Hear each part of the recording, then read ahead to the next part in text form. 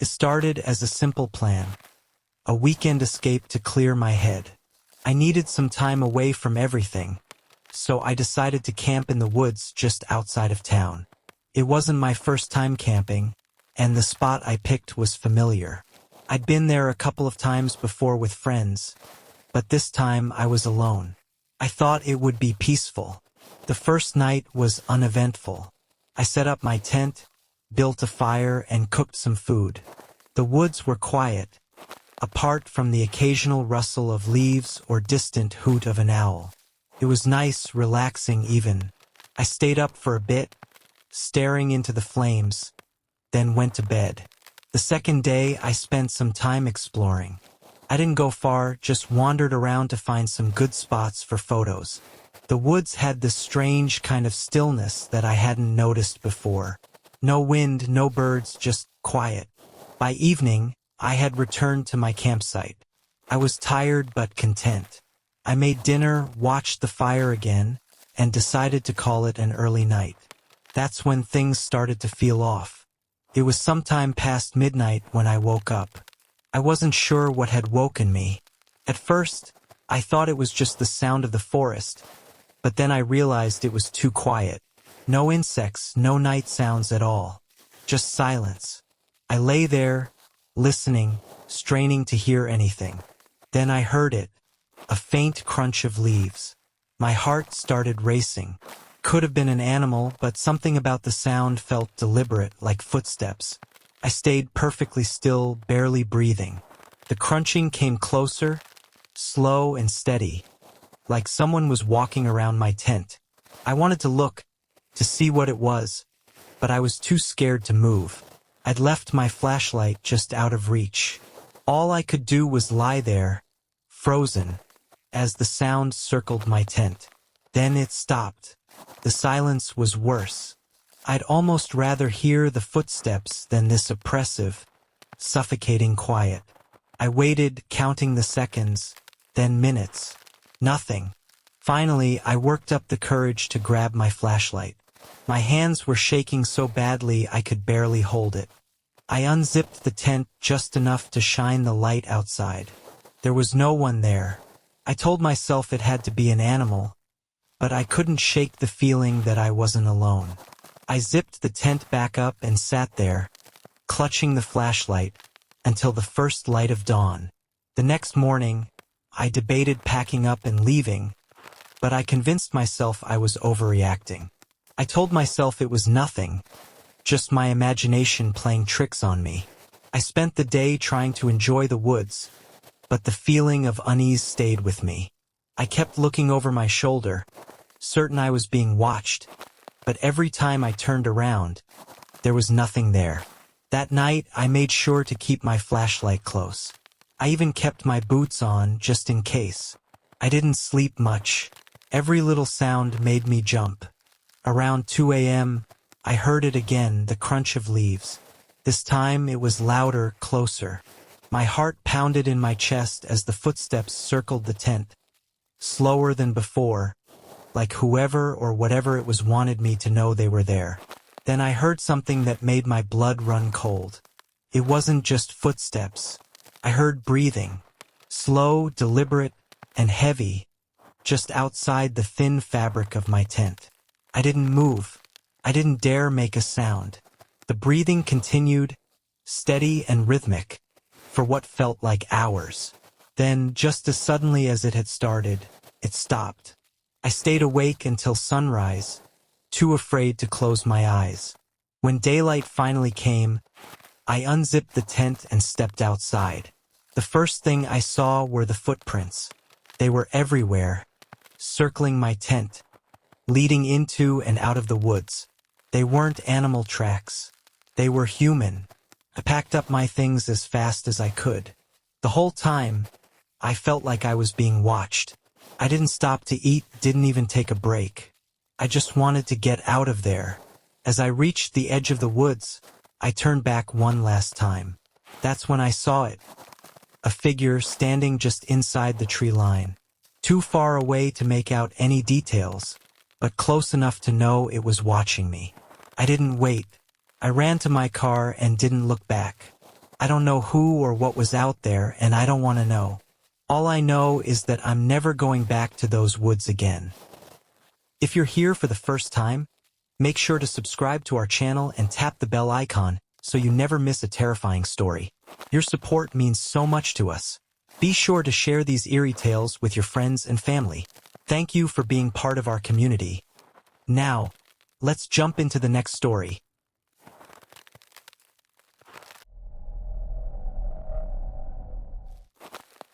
It was a quiet evening, and I was driving back from a weekend trip to visit some friends in the countryside.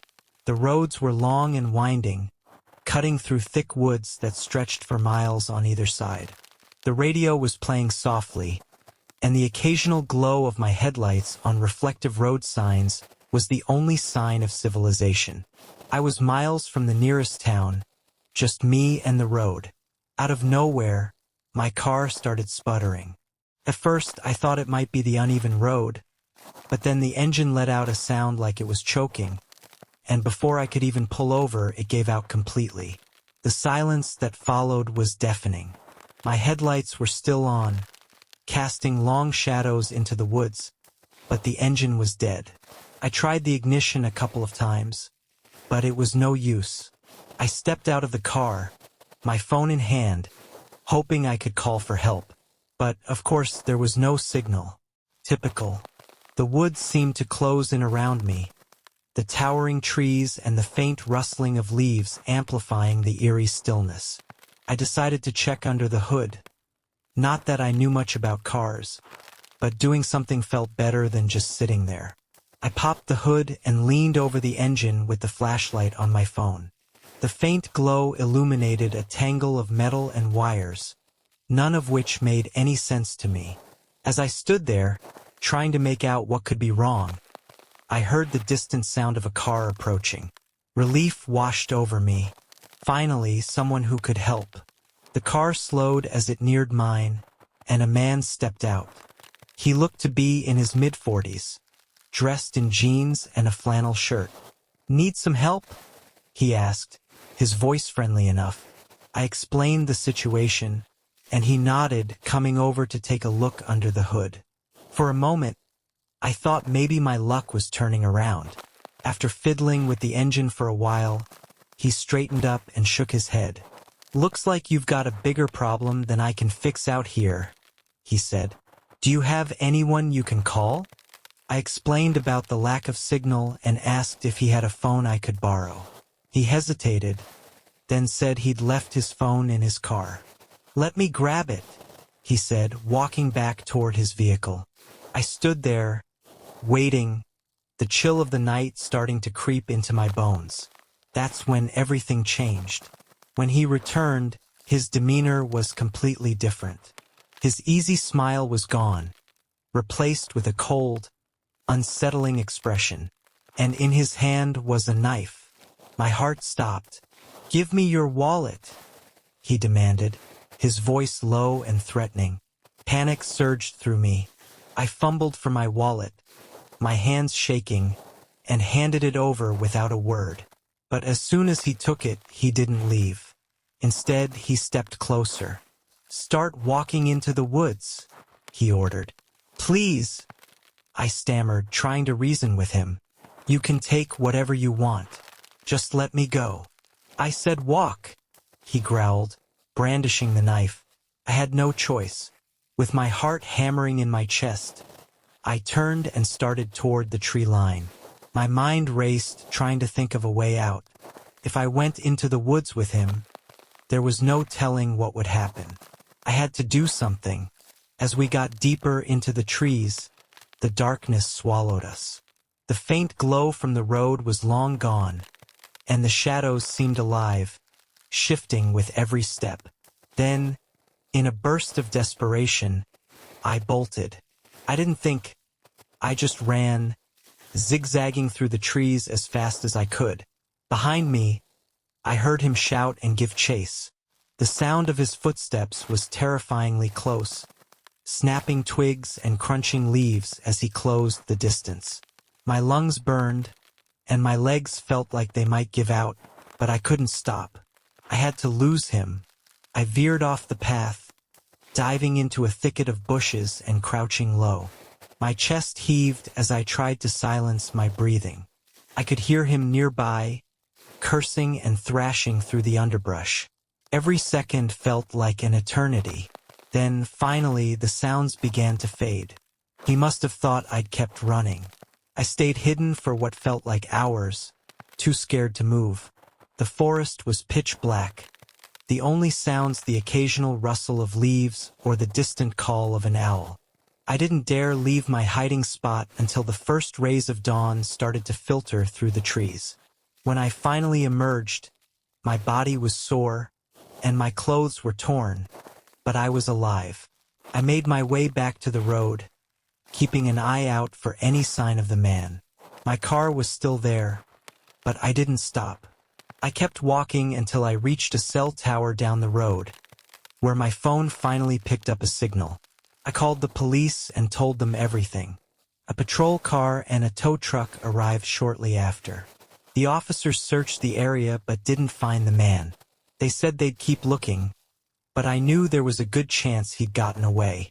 I went home that day, shaken but grateful to be alive. Even now, the memory of that night haunts me. I'll never forget the way his expression changed, or the sound of his footsteps chasing me through the woods. It was the most terrifying experience of my life, and I hope sharing it will warn others to always be cautious, especially on lonely roads in the middle of nowhere. It all started as a harmless trip into the woods with my best friend, Rachel. We had both grown up hearing stories about the old forest just outside our small town. How it was sprawling, untouched, and full of secrets. But to us, it was simply a great place to forage for wild mushrooms. The weather that morning was perfect for an adventure. Crisp air with a faint mist curling through the trees, the sun peeking over the horizon. Armed with our baskets and a dog-eared guide to edible fungi, we set out. The deeper we ventured into the forest, the more enchanting it became. Sunlight filtered through the canopy, creating dappled patterns on the ground. The air smelled earthy, damp, and rich, a mixture of moss and fallen leaves. Rachel, always the more daring of the two of us, led the way with a grin on her face, pointing out clusters of mushrooms and calling out their names as she flipped through the guidebook. I lagged a little behind, taking in the surroundings and marveling at how quiet it was. Not eerie, not yet, but serene, the kind of quiet that makes you feel like the rest of the world has melted away. We'd been wandering for hours when Rachel noticed a particularly promising patch of mushrooms off the beaten trail. "Come on, Claire," she said, her voice filled with excitement. "These look amazing." I hesitated. The trail was barely visible as it was, and the thought of straying further made me uneasy. "Shouldn't we stay closer to the path?" I asked, but Rachel waved me off with a laugh. "We'll be fine. We'll find a landmark or something. Besides, we've got your phone if we need GPS." Against my better judgment, I followed her. The trees grew denser as we pushed deeper into the forest. The air seemed heavier somehow, cooler. After a while, I noticed the sun had started to dip lower in the sky. The warm, golden light had turned a muted gray, and the cheerful rustle of leaves was replaced by an almost oppressive silence. I pulled out my phone to check the time, and to my growing unease, there was no signal. "Rachel, we should head back," I said, my voice tight. She looked up from where she was crouched, studying a patch of mushrooms with a frown. "Yeah, you're right," she admitted, standing and brushing her hands off. But as we turned around, the realization hit us like a punch to the gut. We couldn't remember which direction we'd come from. The trees all looked the same, their twisted trunks and gnarled branches indistinguishable from one another. "Maybe we'll find the trail if we just keep walking," Rachel suggested, though she didn't sound confident. We started moving, calling out every now and then in case someone nearby might hear us. But the forest seemed to swallow our voices. As the hours stretched on, a sinking feeling settled in my stomach. We were lost. Night fell quickly in the woods. One moment there was enough light to see the path ahead, and the next we were fumbling in near darkness. I switched on the flashlight on my phone, its narrow beam cutting through the shadows. The cold had intensified, and with it came an unsettling change in the forest. It wasn't just the absence of daylight that made it different. It was the sounds, or rather the lack of them, the usual forest noises. Birds, insects, the rustle of small animals had vanished, replaced by an unnatural stillness. "Do you hear that?" Rachel whispered, her voice barely audible. I nodded, my pulse quickening. The silence felt alive, like something was watching us from just beyond the reach of our light. And then the noises began. Faint at first, just the occasional crack of a twig or the rustle of leaves. I tried to tell myself it was just the wind or an animal, but the sounds grew louder and closer. Footsteps, heavy and deliberate. "Who's there?" Rachel called out, her voice trembling. There was no answer, only the steady crunch of leaves underfoot. My heart was pounding so hard I thought it might burst. We clung to each other, scanning the darkness with my weak flashlight. That's when we saw it. A figure standing between the trees, barely visible in the dim light. At first I thought it was a person, but something about its posture was wrong. Too tall, too still. Its head tilted unnaturally to one side, as if studying us. I couldn't make out any features, just the silhouette. "We need to go," I whispered, my voice shaking. Rachel nodded, and we started to back away slowly, never taking our eyes off the figure. But as we moved, so did it. Each step we took, it mirrored. And then, without warning, it bolted toward us. We screamed and ran, plunging blindly through the trees. Branches snagged our clothes and scratched our skin, but we didn't dare stop. The sound of footsteps was deafening, crashing through the underbrush behind us. My flashlight slipped from my hand, plunging us into total darkness. "Rachel!" I cried out, reaching for her. Her hand found mine, and we stumbled forward together, guided only by sheer desperation. Somehow we burst into a small clearing. Moonlight illuminated the space, and in the center stood an old, dilapidated cabin. It looked abandoned, its windows shattered and its wooden walls warped with age. But in that moment it was our only hope. We ran to the door, throwing it open and slamming it shut behind us. The inside was even worse than the outside. Cobwebs hung from the ceiling, and the air was thick with the smell of mildew. But it felt safer than the forest. We pushed an old dresser against the door, barricading it as best we could. For a while there was silence. No footsteps, no rustling, just the sound of our ragged breathing. "Do you think it's gone?" Rachel whispered. Before I could answer, a loud bang echoed through the cabin. Someone was pounding on the door. The pounding grew louder, more violent, until the dresser began to shift.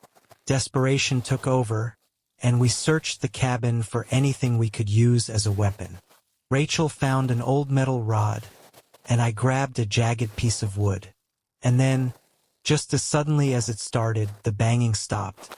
The silence was worse. My ears strained for any hint of movement, but there was nothing. Minutes felt like hours. Eventually, the first light of dawn filtered through the broken windows. The forest outside looked different in the daylight, less menacing, almost normal. We cautiously opened the door, half expecting the figure to be waiting for us. But the clearing was empty. We didn't speak as we made our way back. Somehow we found the trail and, eventually, the edge of the forest. It wasn't until we were safely back in town that Rachel finally broke the silence. "What do you think it was?" she asked, her voice barely above a whisper. I didn't have an answer. I still don't. But I know one thing for certain. I'll never set foot in that forest again.